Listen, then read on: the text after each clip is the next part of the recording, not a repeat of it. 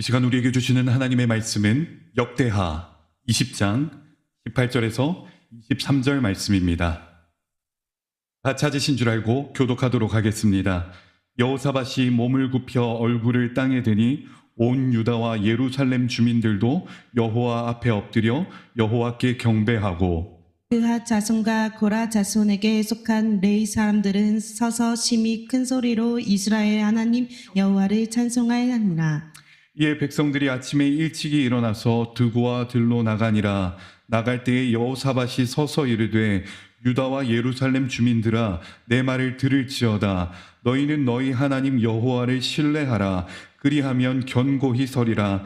그의 선지자들을 신뢰하라. 그리하면 형통하리라 하고 백성과 더불어 의논하고 노래하는 자들을 택하여 거룩한 예복을 입히고 군대 앞에서 행진하며 여호와를 찬송하며 이르되 여호와께 감사하세 그의 인자하심이 영원하도다 하게 하였더니 그 노래와 찬송이 시작될 때에 여호와께서 복병을 두어 유다를 치러 온 암몬 자손과 모압과 세일산 주민들을 치게 하심으로 그들이 패하였으니 곧 암몬과 모압 자손이 일어나 세일산 주민들을 쳐서 진멸하고 세일 주민들을 멸한 후에는 그들이 서로 쳐 죽였더라.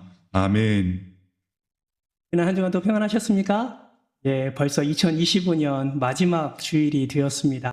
올 한 해도 하나님의 은혜로 여러분 여기까지 온 줄 믿습니다. 우리 환한 미소로 앞뒤 좌우 이렇게 인사해 볼까요? 올 한 해도 정말 수고 많으셨습니다. 인사해 보겠습니다. 네, 정말 수고 많으셨습니다. 수고하고 또 섬기고 또 여러 모양으로 하나님 앞에서 귀한 삶을 살아오신 여러분의 삶 속에 하나님의 은혜가 넘쳐나기를 주님의 이름으로 축복합니다. 여러분 로고테라피라는 말을 아십니까? 이 말은 우리나라 말로 의미요법이라고 합니다. 이 말은 유대계 정신분석학자 빅터 프랭클이라는 사람이 말을 했습니다.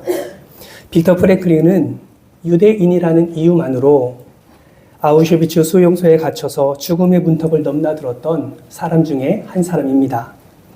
이 수용소에는 어제까지 같이 잘 지내던 동료가 차례로 가스실로 불려가서 죽음을 맞이하는 것이 다반사였습니다.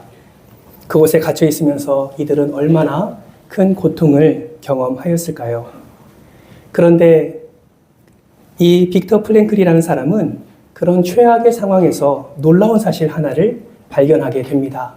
그것이 무엇이냐면 많은 유대인들이 가스실에 실려 끌려가기 전부터 극한의 공포로 인해 이미 죽은 목숨이다 라고 생각하더라라는 것입니다. 절망의 그림자가 얼마나 강하게 엄습했던지 그들은 숨만 쉬고 있을 뿐 이미 다 죽은 상태였습니다. 그래서 빅터 프랭클은 이런 환경에 무너지지 않고 희망을 불태우기 위해서 깨진 유리 조각을 하나 취합니다. 그리고 그것을 감추어서 자신의 수용소에 갖고 들어가서 매일 아침마다 일어나면 그 깨진 유리 조각으로 면도를 했다고 합니다. 여러분 깨진 조각으로 면도해 보신 적 있으십니까? 아마도 감히 상상해 보건대 그 깨진 유리 조각이 그의 피부를 뚫었을 것이고 곳곳에 피가 흘렀을 것입니다. 상처가 그의 입 주변에 많아졌을 것입니다. 그런데 그는 그 일을 매일 반복했습니다. 왜 그랬을까요? 아픔이 있었을 텐데, 피를 보았을 텐데, 상처가 났을 텐데, 왜 그는 아침마다 일어나 유리 조각, 깨진 유리 조각으로 자신의 수염을 깎았던 것일까요? 그것은 그가 그 절망적인 환경을 뛰어넘어 그 아픈 상황을 이겨내기 위해서 몸부림치기 위해서 더 하나님의 은혜 아래서 죽음의 수용소에서 절망하지 않으며 살아가겠다는 결단의 모습으로 그렇게 면도를 했던 것입니다. 그랬던 그가 이런 말을 남겼습니다. 한 인간에게서 모든 것을 빼앗아갈 수 있지만 한 가지 자유는 빼앗아갈 수 없다. 그것은 어떤 상황에 놓이더라도 삶에 대한 태도를 선택할 수 있는 자유이다. 그는 자신의 몸을 수용소에 감금하여 자신의 모든 것을 빼앗아 갈 수는 있지만 그가 가진 태도만큼은 절대로 빼앗길 수 없다라고 고백을 하고 있는 것입니다. 사랑하는 성도 여러분, 우리가 살아가는 삶에서 정말 중요한 것이 무엇인 줄 아십니까? 그것은 바로 삶에 대한 태도입니다. 여러분에게 질문합니다. 2025년도 한 해를 살아오면서 여러분은 어떤 태도로 살아오셨습니까? 어떤 태도를 취하며 여기까지 오셨습니까? 단언하건대 정말 하나님이 기뻐하시는 바른 태도, 또 하나님이 우리에게 말씀해 주신 그 바른 자세로 여기까지 오셨다면 여러분은 이미 하나님의 은혜를 충만히 누린 자임을 저는 믿습니다. 바라고 소망하기는 이러한 태도로 앞으로도 살아가는 여러분 되시기를 주님의 이름으로 축복합니다. 그런 의미에서 옆에 분에게 이렇게 한번 권면해 볼까요? 태도가 중요합니다. 한 번 더 태도가 중요합니다. 예, 그러면 하나님이 기뻐하시는 태도, 우리가 그리스도인으로서 살아가면서 취해야 할 태도, 하나님이 흠양하시는 태도는 과연 어떤 태도일까요? 그것이 바로 감사하는 태도입니다. 여러분, 감사는 고난이 없다고 할 수 있는 것도 아니고 반대로 고난이 많다고 못하는 것도 아닙니다. 고난이 있든지 없든지 어떤 사람은 계속 감사를 고백하는 사람이 있는가 하면 어떤 사람은 감사하지 않는 이들도 많습니다. 중요한 것은 무엇입니까? 감사하는 사람이 행복하다라는 사실입니다. 감사하는 사람이 하나님이 주시는 은혜를 누리며 살 수 있다라는 것이죠. 반대로 말하면 어떻게 말할 수 있을까요? 감사하지 못하는 삶은 불행한 삶이라고 말할 수 있습니다. 왜냐하면 하나님이 복을 허락해 주심에도 불구하고 그것을 감사로 받지 않으면 오히려 내 삶 속에 불행의 그 모습만 발견되어지고 입술로 고백되어지기 때문에 그렇습니다. 그러므로 여러분 기억하십시오. 감사는 행복의 문을 여는 열쇠가 되지만 불평은 불행의 문을 여는 열쇠라는 사실을 반드시 기억하시기를 바랍니다. 사랑하는 성도 여러분, 여러분은 감사를 고백함으로 행복의 문을 여는 사람입니까? 아니면 불평으로 불행의 문을 여는 사람입니까? 오늘 2025년 마지막 주일 이 자리에서 하나님 앞에서 여러분의 삶의 자세와 태도를 다시 한번 점검하시고 앞으로는 하나님이 기뻐하시는 감사를 고백함으로 행복의 문을 여는 인생 되시기를 주님의 이름으로 축복합니다. 오늘 본문 말씀에 그 한 인물이 바로 이러한 감사와 찬송으로 하나님의 은혜를 누린 자임을 우리로 하여금 발견하게 합니다. 오늘 본문에 누가 등장합니까? 여호사밧 왕이 등장합니다. 오늘 본문 말씀을 우리가 다 읽어서 압니다. 오늘 본문 말씀 속에는 전쟁의 배경이 있고 그 전쟁 가운데 하나님께서 여호사밧과 남유다 땅에 승리를 허락해 주셨던 사실을 우리는 말씀을 통해서 알 수 있습니다. 여러분, 사실 이 전쟁은 비교할 수 없는, 대적할 수 없는 그런 전쟁이었습니다. 여호사밧과 남유다 땅에 쳐들어온 그 연합군의 그 무리는 역대하 20장 2절 말씀에 보니까 큰 무리라고 말할 정도로 비교할 수 없는 군사의 차이가 있었음을 발견하게 됩니다. 얼마나 큰 무리였든지 역대하 20장 3절 말씀에 보니까 여호사밧이 그들을 보며 두려워했다라는 것을 말씀을 통해서 알 수가 있습니다. 두려워 떠는 여호사밧이 어떻게 고백합니까? 우리 화면을 보면서 역대하 20장 12절 말씀을 같이 한번 읽어볼까요? 함께 읽겠습니다. 시작! 우리를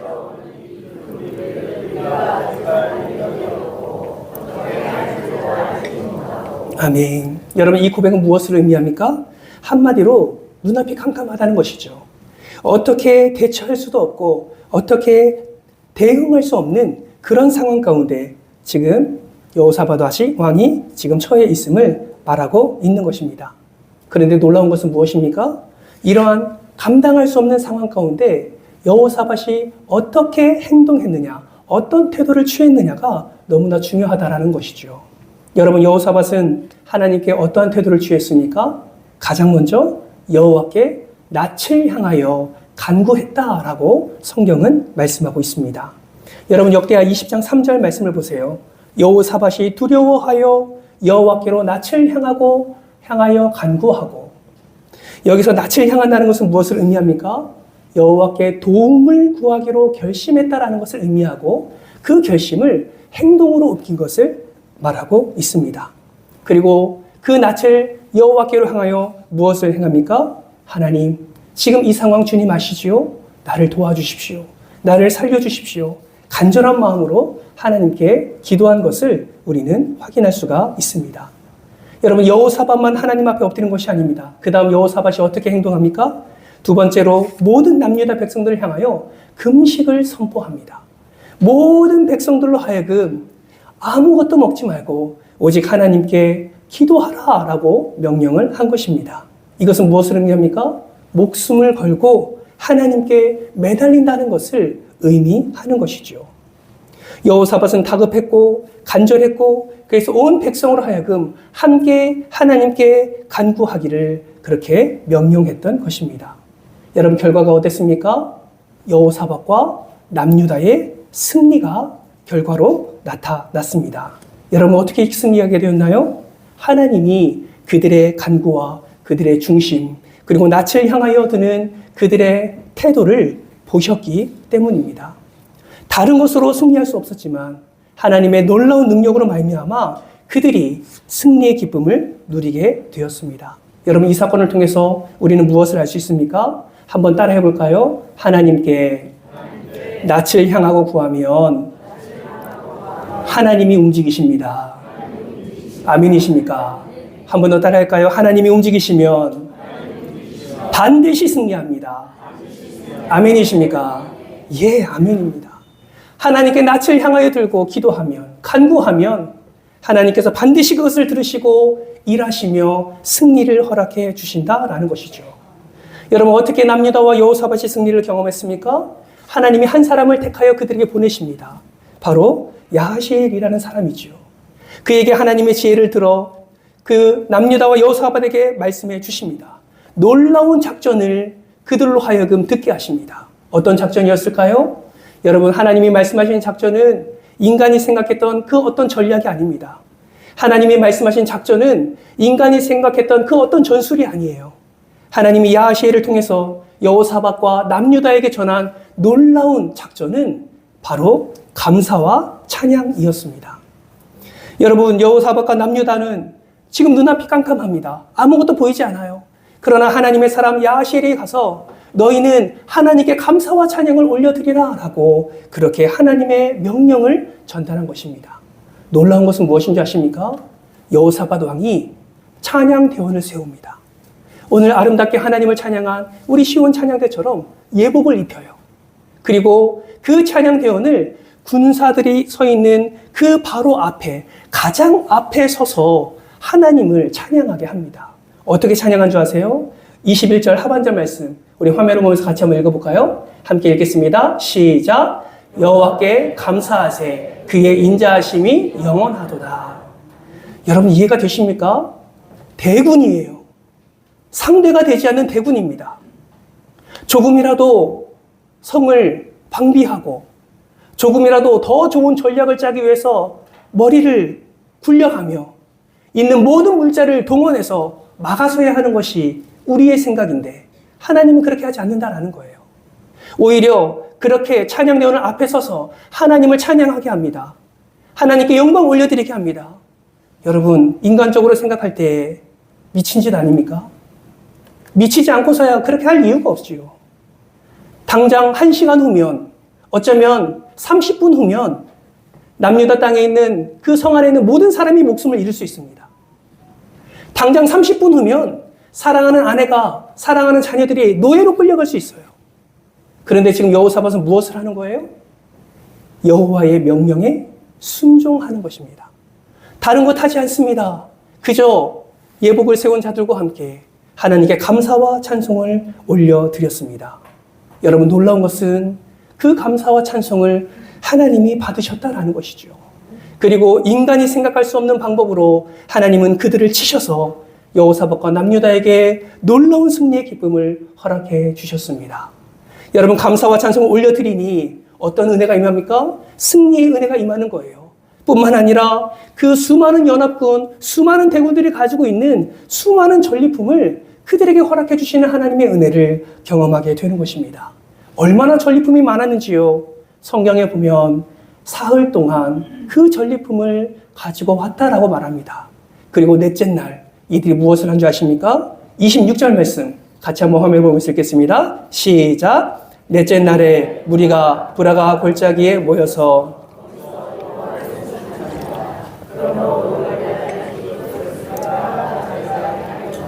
아멘. 넷째 날이 되어 모든 것을 허락해 주신 하나님께 더 감사와 찬송을 올려드리는 것입니다.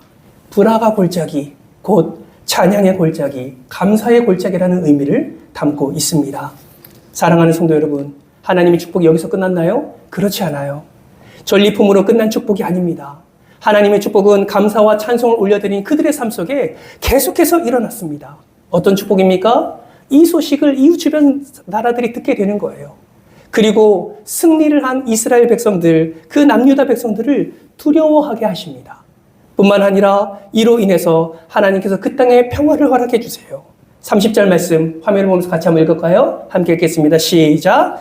여호사밧의 나라가 태평하였으니 이는 그의 하나님이 사방에서 그들에게 평강을 주셨음이더라. 아멘. 이는 그의 하나님이 주셨음이더라. 무엇을요? 평강을요. 여러분, 내 힘으로 평강의 은혜를 누리는 것이 아닙니다. 내가 노력한다고 우리의 가정에 평안이 임하는 것이 아니에요. 궁극적인 평안, 세상과 비교할 수 없는 그 놀라운 평강의 은혜는 하나님으로부터 부어지는 것입니다. 여호사밧은 그것을 알고 있었던 것이죠. 더 감사와 찬송으로 하나님께 나아가 이 평강의 은혜까지 그는 풍성하게 누리게 되었습니다. 우리는 여기서 축복의 선순환을 발견하게 됩니다. 여러분, 어려운 상황임에도 불구하고 믿음으로 감사했더니, 절망적인 상황에서 믿음으로 감사했더니, 감사의 열쇠로 행복의 문을 열었더니 하나님께서 부어주신 놀라운 은혜를 경험하게 된다는 것이죠. 더 나아가 더 큰 감사로 하나님께 영광을 올려드렸더니 끊임없는 축복, 이어지는 축복의 은혜를 그들이 누리게 되었다라는 것입니다. 사랑하는 성도 여러분, 감사하고 계십니까? 여러분은 어떤 상황 속에서도 하나님을 향하여 감사의 고백을 날마다 고백하고 계십니까? 여러분 기억하세요. 성경은 어떤 때는 감사해라, 어떤 때는 감사하지 마라 이렇게 얘기한 적이 없습니다. 성경은 데살로니가전서 5장 18절 말씀에 범사에 감사하라라고 우리에게 명령합니다. 이것이 누구의 뜻입니까? 그리스도 예수 안에서 너희를 향하신 하나님의 뜻입니다. 이 하나님의 뜻을 마음에 새기시기를 주님의 이름으로 축복합니다. 여기서 말하는 범사는 모든 경우를 말하는 것이죠. 어떤 상황에서도 라는 의미를 갖고 있습니다. 그러므로 여러분, 아무리 힘들어도 선하게 역전시켜 주실 하나님을 의지하며 하나님께 감사와 영광을 올려드리는 여러분 되시기를 주님의 이름으로 축복합니다. 그러면 어떻게 하면 우리는 이러한 축복을 받는 감사의 삶, 정말 축복의 선순환을 일으키는 감사의 삶, 어떻게 살 수 있을까요? 첫 번째, 따라합니다. 평소에도 감사해야 합니다. 예, 여러분 평소에 감사하기가 쉬우십니까? 저는 그렇지 않더라고요. 매일의 삶 속에서 하나님이 이루어 가시는 놀라운 은혜를 저는 경험합니다. 연말이 되어서 많은 것들을 결정해야 되고 또 많은 것들을 세워가야 되는 연말이지요. 사실 쉽지 않는 일정입니다. 그럴 때마다 하나님께 기도해요. 그러면 어느 순간 하나님께서 저의 기도를 응답해 주십니다. 그런데 참 어리석게도요, 그 응답이 일어남에도 불구하고 제 입술에서 감사가 고백되지 않는 것을 저는 발견합니다. 언제 그거를 깨닫는 줄 아세요? 새벽 제단에 기도의 자리에 있을 때, 아, 맞아. 하나님이 이것도 해결해 주셨지. 이것도 하나님이 응답해 주셨지. 맞아. 하나님이 이것도 잘 넘어가게 해 주셨지. 그제서야 비로소 감사를 고백합니다. 하나님, 죄송합니다. 그때 감사하지 못하고 이제야 감사하네요. 하나님, 이 또한 주님의 은혜입니다. 감사합니다. 여러분 평소에 감사하는 거 쉽지 않습니다. 왜 그럴까요? 우리 안에 있는 당연한 심리 때문에 그렇습니다. 당연 심리 때문에 그래요. 여러분, 하나님이 여러분에게 은혜 베푸시는 것이 당연하십니까? 하나님이 여러분의 삶을 간섭하시고 여러분을 선하게 인도해 주시는 것이 여러분 당연합니까? 하나님이니까 당연히 그래야 되는 겁니까? 여러분 기억하세요. 당연한 것은 없습니다. 여러분, 부모가 왜 가정 안에서 자신은 불행하다고 느낍니까? 자녀들이 부모랑 살아가면서 왜 자신은 불행하다고 느낄까요? 부모가 잘 해준 것이 없어서 불행하다고 느낄까요? 아니요. 저는 부모가 돼 보니까 그 어느 때라도 자녀를 먼저 생각합니다. 자녀를 사랑해요. 자녀에게 좋은 것을 주려고 합니다. 그런데 왜 자녀들은 불행하다고 생각할까요? 100가지를 잘해줘도 한두 가지를 곱씹으며 그것이 자신에게 상처가 되었다고 생각하는 순간 오히려 자신은 받은 은혜를 잊어버리고 불행하다고 생각하는 것입니다. 여러분 부부간에도 마찬가지 아닙니까? 여러분 부부끼리 왜 불행하다고 생각합니까? 100가지를 잘해줘도 한 가지에 매여서 그 잘한 것에 대한 감사가 사라졌기 때문이 아니겠습니까? 여러분 교회 안에서도 마찬가지지요. 동일한 조건, 동일한 상황 가운데 있지만 마치 이것이 당연한 것처럼 여기며 감사를 고백하지 않을 때에 오히려 내 안에 흘러가는 그 은혜를 깨닫지 못할 때가 많다라는 것입니다. 여러분 진짜 행복한 사람이 누군지 아십니까? 사랑을 많이 받는 사람이 아니라 사랑받고 있다고 느끼며 깨닫는 사람이 행복한 사람입니다. 하나님의 사랑도 마찬가지예요. 지금 이 예배 가운데도 하나님의 은혜는 계속 부어지고 있는 줄 믿습니다. 그 은혜를 누가 깨닫고 누가 붙잡느냐에 따라서 받은 은혜의 차이가 나타나게 되는 것입니다. 그러면 하나님의 이 끝없는 사랑을 어떻게 우리는 경험할 수 있을까요? 그 은혜를 감사로 받을 때 우리는 하나님의 사랑을 경험하며 느끼게 되는 것입니다. 사랑하는 성도 여러분, 평소에 얼마나 자주 감사하십니까? 사랑하는 부모님에게 얼마나 자주 감사하시나요? 사랑하는 배우자에게 또 사랑하는 자녀들에게 얼마나 감사를 고백하고 계십니까? 교회 안의 성도들은 어떤가요? 친한 사람에게만 감사를 고백하고 잘 모르는 사람은 그저 지나쳐버리는 그런 신앙생활을 하고 계시지는 않습니까? 여러분, 우리는 그러면 안 됩니다. 왜 그렇습니까? 이미 예수 그리스도라는 완전한 사랑을 우리는 받은 사람이기 때문에 그렇습니다. 이 예배도 마찬가지예요. 이 예배가 그냥 드려지는 게 아니에요. 여러분, 이 예배가 당연하게 드려지는 것이 아닙니다. 이 예배를 드리기 위해서 수많은 손길과 섬김들이 있다는 사실을 여러분 기억하십시오. 이 예배를 드리기 위해서 예배를 준비하는 섬김이 있고 영혼을 세우며 섬기는 이들이 있고 또 이 장소를 깨끗하게 하기 위해서 시간을 내고 에너지를 써서 하나님 앞에 정성껏 준비하는 이들이 있습니다. 뿐만 아니라 우리가 함께 교제하며 함께 마음을 나누기 위해서 식사를 준비하는 것, 또 여러 모양으로 섬기는 것들이 당연한 것이 아님을 여러분 기억하시기를 바랍니다. 여러분, 당연하다 생각하면 그 자리에는 감사가 사라지게 됩니다. 당연한 것이 아니라 은혜로 생각하고 감사로 여길 때 우리 안에 하나님의 놀라운 평안의 은혜가 넘쳐나는 줄 여러분 믿으시기를 바랍니다. 그런 의미에서 옆에 사람 얼굴 한번 쳐다보세요. 빨리 쳐다보세요. 예쁘죠? 한 사람만 네 했어요. 다시 질문합니다. 예쁘죠? 예, 너무 귀하죠? 예, 이분들이 2025년도 교회를 섬기고 영혼들 섬기는 이들입니다. 이분들에게 정말 마음을 다해서 이러한 감사를 한번 표현해 볼까요? 올 한 해도 귀하게 섬겨주셔서 감사합니다. 네, 이분들이 있기에 우리 교회가 있고 우리 교회가 하나님의 나라, 하나님의 영광을 드러내는데 귀하게 사용될 줄 믿습니다. 두 번째 감사하기 위해서는 우리는 어떻게 해야 됩니까? 잘 될 때에도 감사해야 한다라는 것입니다. 평소에도 감사가 잘 되면 잘 될 때 감사할 수 있습니다. 여러분, 우리가 잘 될 때 조심해야 될 것이 무엇입니까? 바로 교만이지요. 돈이 좀 생겼다고, 지위가 좀 높아졌다고, 명예가 좀 생겼다고, 진급했다고, 좋은 직장 들어갔다고 의시되면 그것은 주님을 무시하는 교만의 모습인 것입니다. 여러분, 오늘 본문의 여호사밧 왕을 보세요. 전쟁터에서 이긴 다음에 어떻게 합니까? 자세를 바짝 낮춰서 하나님께 감사와 찬양을 올려드립니다. 내가 왕이니까 나 때문에 이겼다라고 교만함을 드러내는 것이 아니라 여호사밧 왕은 오히려 하나님을 찬송하며 하나님의 행하신 일을 선포하고 있습니다. 주님이 하셨습니다. 여호와께서 하셨다라고 여호사밧은 선포하고 있는 것입니다. 그러므로 여러분 기억하십시오. 잘 될 때 감사하면 더 큰 감사를 하나님께서 허락해 주신다는 사실을 반드시 기억하시기를 주님의 이름으로 축복합니다. 마지막 세 번째는 힘들 때에 감사하시기 바랍니다. 감사 중에 가장 어려운 것이 있다면 고난 중에 감사하는 것일 겁니다. 하지만 살아계신 하나님을 온전히 신뢰하고 하나님을 온전히 믿는다면 우리는 어려울 때도 감사를 고백할 수 있습니다. 제가 아픔을 겪고 나서 그 어느 때보다도 감사를 많이 고백했습니다. 여러분 찬양을 부를 수 있다는 것에 대한 감사해 본 적 있으십니까? 저는 여전히 노래를 못 부릅니다. 부르지 말래요. 부르면 안 된대요. 그래서 여러분이 찬양할 때 저는 여러분의 찬양 소리를 들으며 마음으로 기도합니다. 마음으로 찬양을 부릅니다. 여러분 목소리를 낼 수 있다는 것에 대한 감사해 보셨습니까? 여러분 어려울 때 더 많은 감사가 나오더라고요. 그때는 몰랐는데 하나님의 은혜였군요. 말할 수 있음이, 이 귀한 거룩한 강단에서 설교할 수 있음이, 사랑하는 성도들과 함께 교제하며 함께 마음을 나눌 수 있음이 얼마나 큰 감사였는지 몰랐습니다. 그래서 저는 기도할 때마다 그 어느 때보다도 감사를 많이 고백했습니다. 여러분 성경의 인물들을 보세요. 다니엘 보세요. 그 어려운 상황, 사자굴에 들어갈 수밖에 없는 어려운 상황 속에서도 다니엘이 무엇을 했습니까?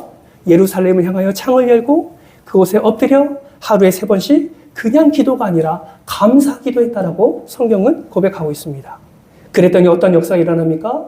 사자들로 인하여서 머리털 하나 상하지 않게 하시고 오히려 다니엘을 무너뜨리려고 했던 정적들을 하나님께서 멸하시는 놀라운 역전의 은혜를 우리는 발견하게 됩니다.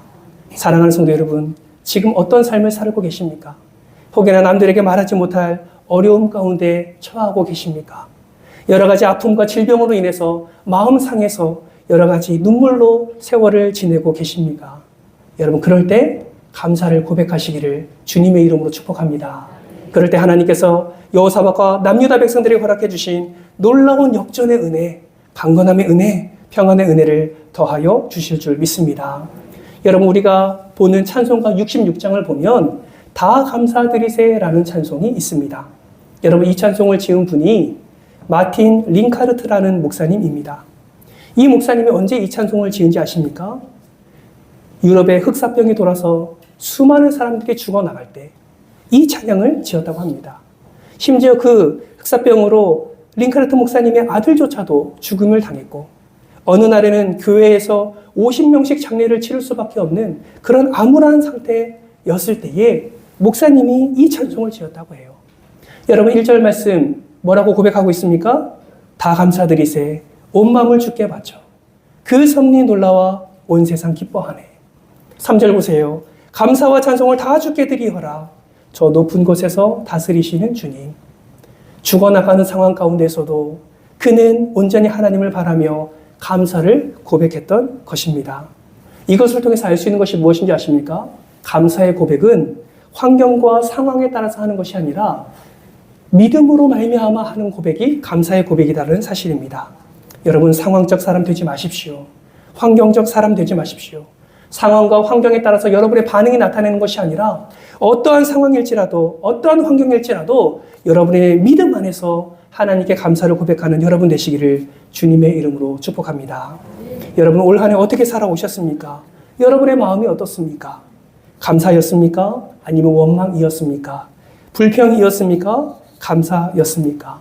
바라고 소망하기는 매일의 삶 속에서 감사를 고백함으로 감사 속에서 역사하시는 하나님의 놀라운 은혜를 충만히 누리시기를 주님의 이름으로 축복합니다. 성경 주석가 매튜 헨리는 이렇게 말했습니다. 우리 화면을 보면서 같이 한번 읽겠습니다. 시작. 감사는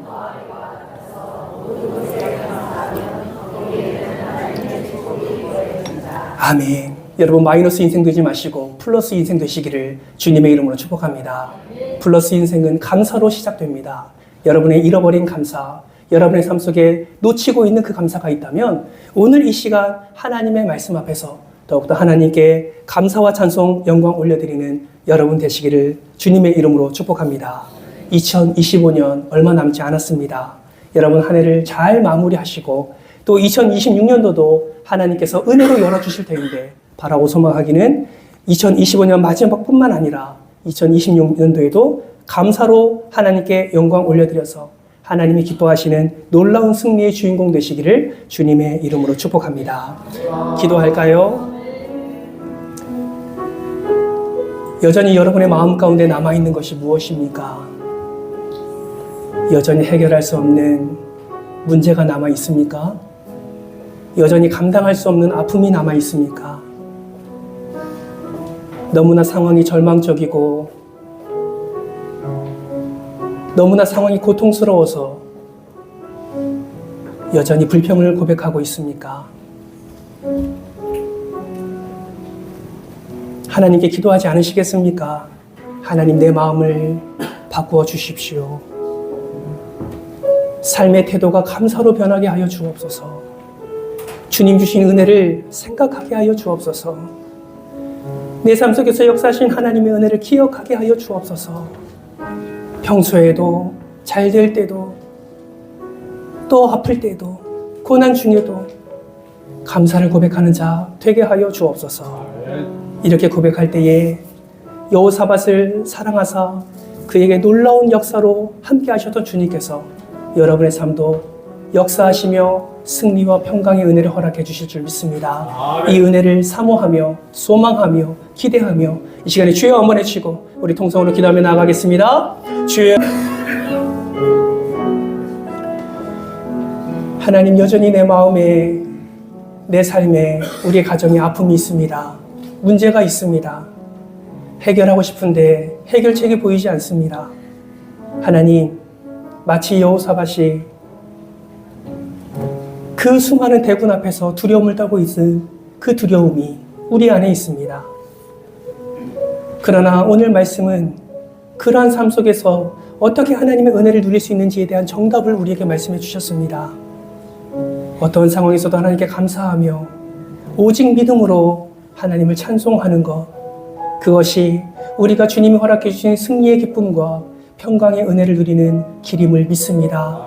지금까지 불평과 원망이 우리 입술에서 너무나 많이 고백되어졌다면 우리의 삶의 태도를 바꿔주사 감사하는 태도로 바꿔주시고 상황적 사람, 환경적 사람 되지 않게 하시고 오직 신앙적 사람, 감사의 사람이 될 수 있도록 주님께서 은혜를 더하여 주옵소서. 감사를 고백할 때 우리 가정과 자녀들의 인생이 또 우리 교회가 오직 하나님의 은혜로 가득하게 하시고 날마다 삶 속에서 하나님의 영광을 드러내며 예수 그리스도의 십자가의 사랑을 잘 증거하는 그런 복된 인생들, 가정들 될 수 있도록 주님 축복하여 주시옵소서.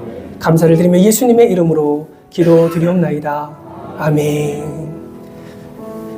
이 시간 우리 13구역에서 우리 봉헌 특송 하도록 하겠습니다.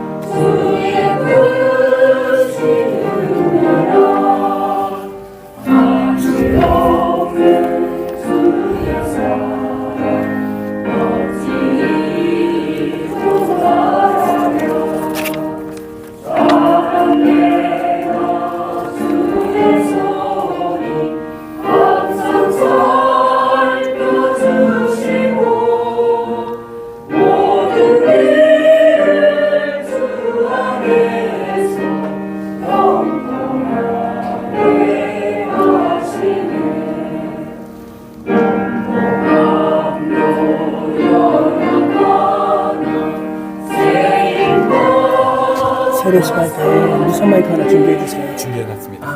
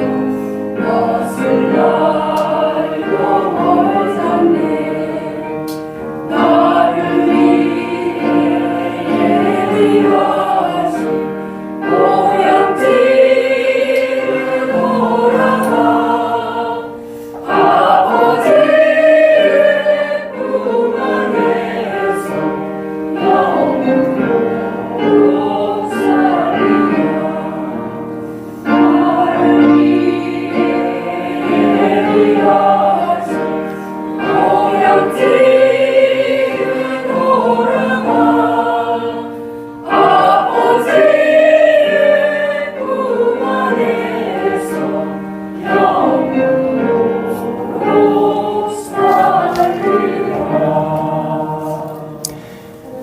감사의 박수 하겠습니다.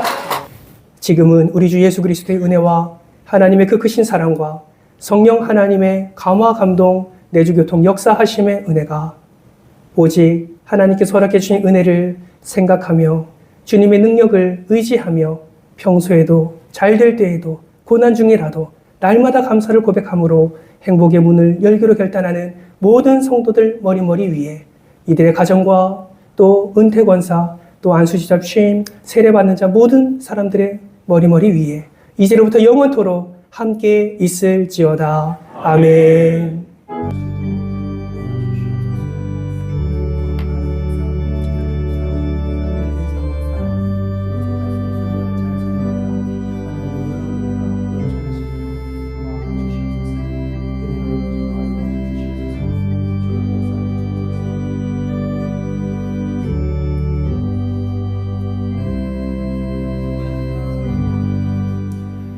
우리 인사교제를 마치겠습니다. 한 주간도 승리하십시오. 인사하겠습니다.